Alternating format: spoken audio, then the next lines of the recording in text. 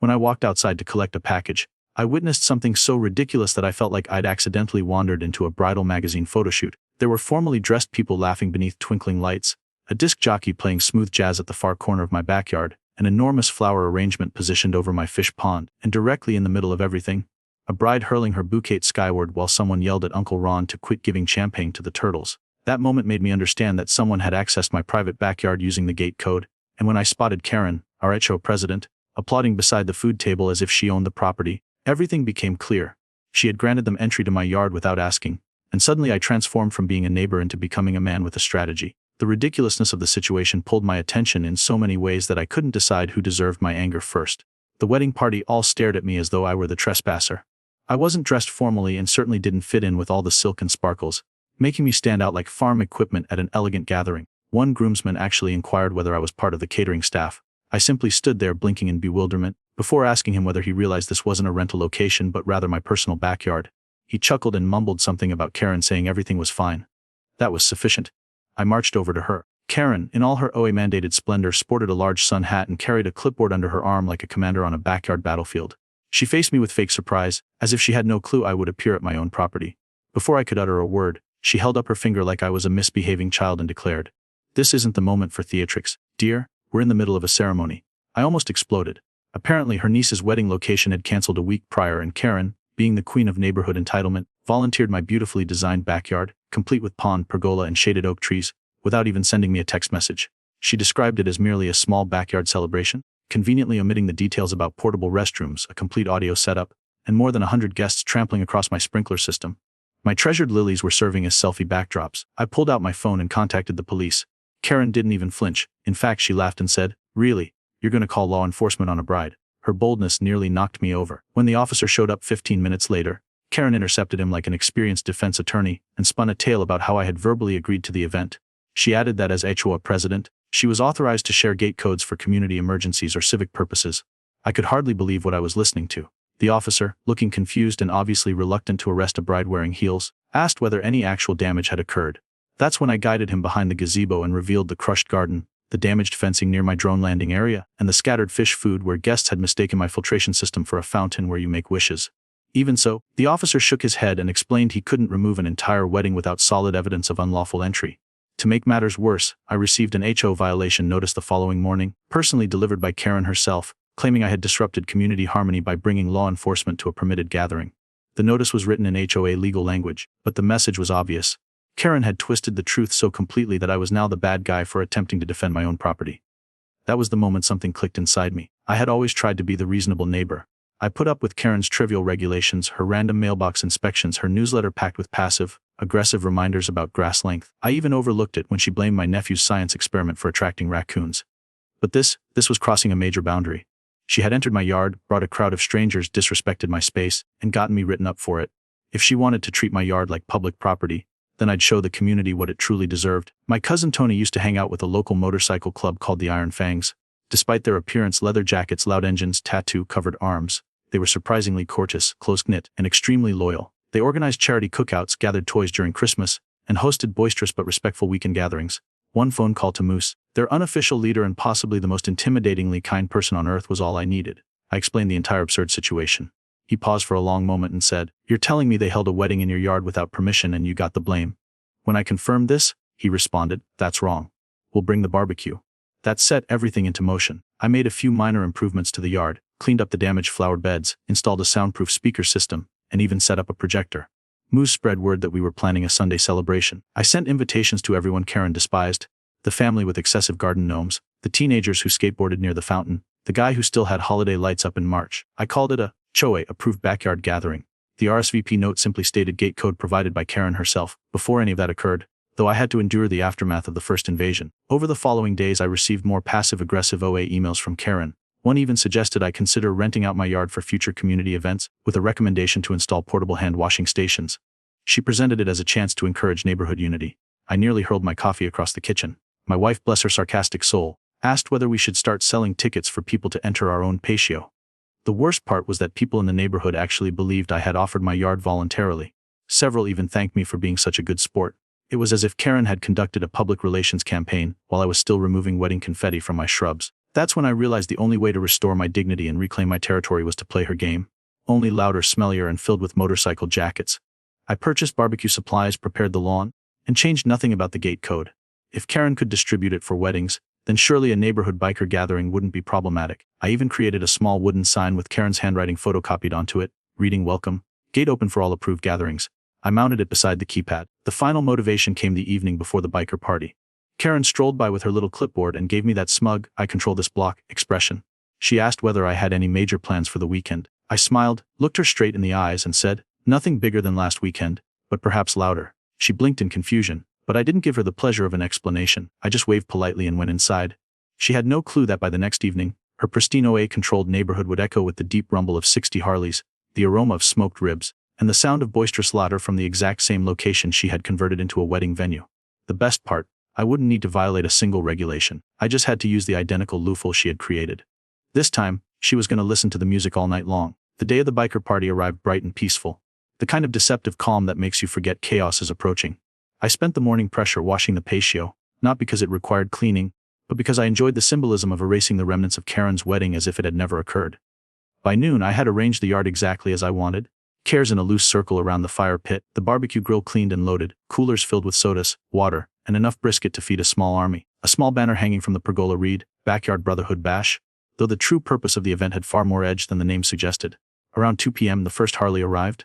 Moose was riding it, his beard braided into 2 thick cords and a portable sound system strapped to his back like a battle drum. He dismounted and grinned as if he'd been waiting years for a party like this. Behind him, the trickle became a flood. Motorcycles of all types and colors rumbled down the street, parking in an orderly line along my side of the road. Some neighbors peeked through their windows, others, mostly those who'd been bulldozed by Karen's CHOA regulations for years, came outside with folding chairs and curious grins. One man I barely knew, Steve I believe, brought over his lawn darts and asked, "You don't mind if I set up some games, do you?" I gestured him in. This wasn't just my party anymore, it was a full-scale rebellion. The gate code remained unchanged. Karen never thought she'd need to alter it. After all, she believed she controlled it. So when the bikers began streaming through the side gate one after another, no alarms sounded, no security was summoned. I had left Karen's "Approved Guests Welcome" sign hanging there laminated just in case of weather. I could only imagine her expression if she happened to notice it while bikers in studded vests and leather chaps rolled in carrying brisket platters and Bluetooth speakers. By 3 o'clock, the music was pumping and the scent of hickory smoke drifted lazily across the street. We had an amateur tattoo artist offering temporary ink near the tool shed, and someone had constructed a dunk tank with a cardboard cutout of an angry Karen as the target. Children were getting face paint, elderly folks were sipping sweet tea, and occasionally a Harley would rev up just to rattle the garden gnomes across the street. I hadn't enjoyed my own yard this much in years. Of course, Karen didn't show her face immediately. That wasn't her approach. No, she was a lurker, a curtain peeker, a silent note taker, a professional brooder. But I knew she'd eventually come over. People like her can't tolerate not being in control. So I wasn't surprised when around 4:30, I caught a glimpse of her signature beige visor peeking over the hedge line. She didn't enter right away. She paced, then finally stormed through the open gate like a dramatic courtroom scene. "Excuse me," she shouted, hands clenched around her clipboard like it was a religious artifact. "What is happening here?" Every head turned toward her, and for a full 2 seconds, the music dipped into silence. Then Moose, standing by the grill in an apron that read "Licensed to Grill," turned around and said cheerfully, "Karen, right? So great to finally meet you." Her face immediately turned crimson. She faced me, barely concealing the fury bubbling beneath her fake smile. "What do you think you're doing? This is an unauthorized event." I calmly held up a copy of the exact email she had sent to the wedding planner with the subject line, "Backyard approved code V572, no need to ask the owner, he's never home weekends." I'd printed multiple copies just for this moment. I handed it to her like a server presenting a check.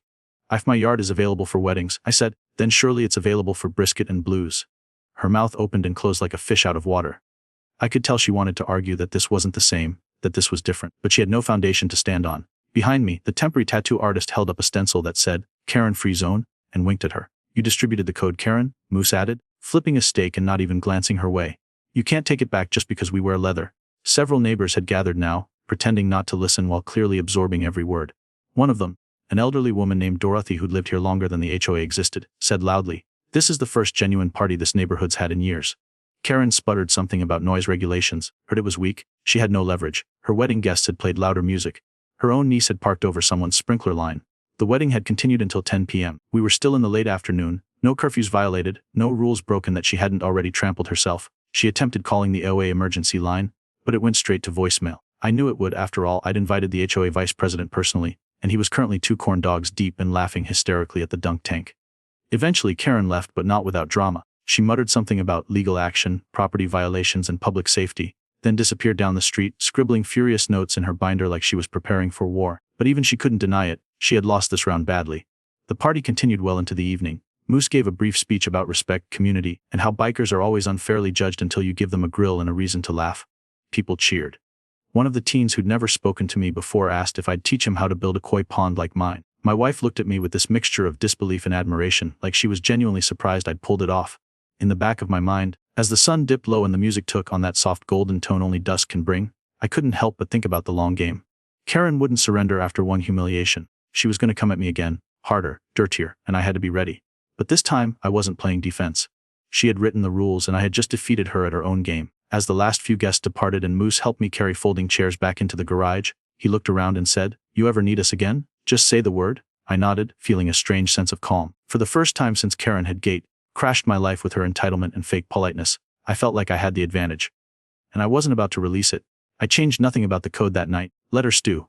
Let her wonder what I'd do next. Because whatever it was going to be louder, smarter, and far more enjoyable than anything her clipboard could prevent. The biker party didn't just shake up my backyard.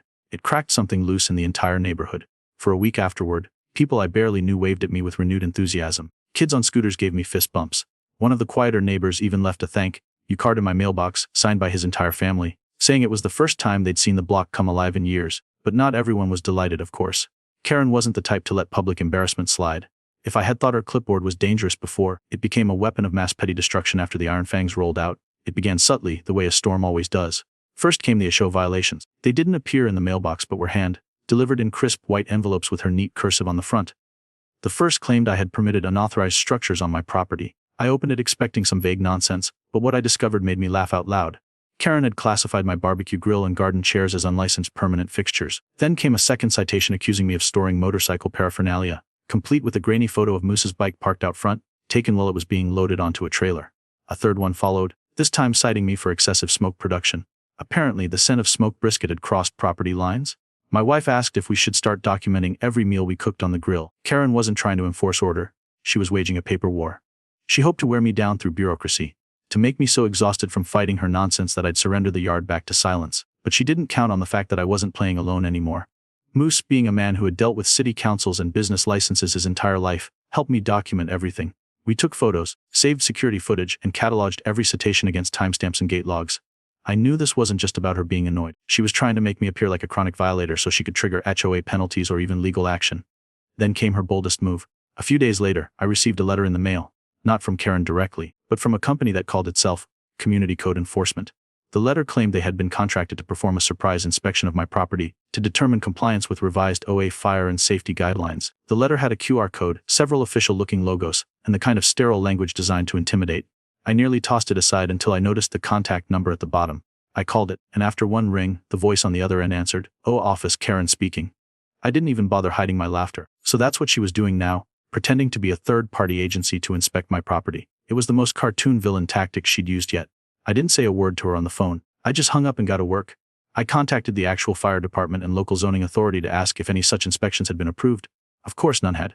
In fact, the fire marshal took great interest in my story and said he'd be happy to swing by. Not to inspect me, but to investigate who exactly was impersonating a fire code agency. I made sure to let that nugget roll around in Karen's ear during our next SHOA meeting. When the meeting came, I showed up early. I wore a polo shirt and brought a binder labeled Community Compliance, Actual Edition. People trickled in slowly. A mix of bored neighbors, part-time board members, and two newer residents who looked very nervous as they sat far from everyone. Karen walked in like she always did, chin high, lips tight, papers clutched like armor. When the meeting started, she immediately jumped into urgent violations and began reading off a list that clearly targeted me. There have been multiple complaints of excessive foot traffic, suspicious gatherings, and use of the property for what may constitute a business endeavor. That's when I raised my hand. She ignored me at first, but when the vice president, a man named Paul who'd been at the biker party enjoying chili fries, nodded at me, she had no choice but to pause. I stood and calmly said, "I'd like to read from the email sent by Karen to a third party under a fake business name, attempting to schedule an unauthorized inspection of my property." I pulled out the printed email, held it up, and read it word for word, including the line where she signed it as Enforcement Coordinator. Karen's face went pale. The room, once a murmur of bored chatter, went stone quiet. I handed a copy of the letter to Paul, who stared at it with wide eyes and then slowly passed it to the secretary. "Is this true, Karen?" he asked. "Did you send this letter?" Karen tried to regain control, saying it was a proactive effort to improve compliance, but no one was buying it. I followed up by revealing I had contacted the fire marshal, and they were now investigating the impersonation of a safety agency. That landed like a hammer. But I wasn't done. I pulled out 3 citations she had issued, one after the other, and showed timestamp photos from my security cameras that disproved each claim. One showed that the motorcycle storage was literally a visitor leaving. Another showed the grill being cleaned on a weekday with no smoke. The last showed my supposed unapproved furniture being folded and stored properly before 9 p.m. Paul cleared his throat and said, "Seems like there's been some overreach." Karen was furious but tried to keep her composure. She muttered something about how it's the spirit of the rules that matter, which made one of the newer residents burst out laughing. That broke the tension. Someone else clapped, and then, as if scripted, Moose walked in holding a tray of cookies. He had come to drop them off for the OA office staff but spotted the meeting through the window. "Did I miss the fireworks?" he asked cheerfully. Karen stormed out, muttering that the meeting was adjourned even though it clearly wasn't. I sat back down and watched as Paul, the VP, looked over the binder I'd left him and shook his head in disbelief. The rest of the meeting flowed in a completely different tone. People talked. Neighbors shared frustrations. One man brought up the time Karen ticketed him for having a Halloween skeleton out 2 days past the deadline. Another said she'd been cited for bird feeders. It was like a floodgate opened, and all the years of silent Karen tyranny started to unravel. When I got home that evening, I found no new citations on my porch for the first time in weeks. My mailbox was empty. The sun was just dipping behind the trees, casting gold over the same backyard that had once been stolen for a wedding, and then transformed into the loudest rebellion our street had ever seen.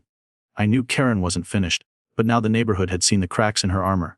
The clipboard was still in her hands, but the fear behind it was gone. And I was just getting started.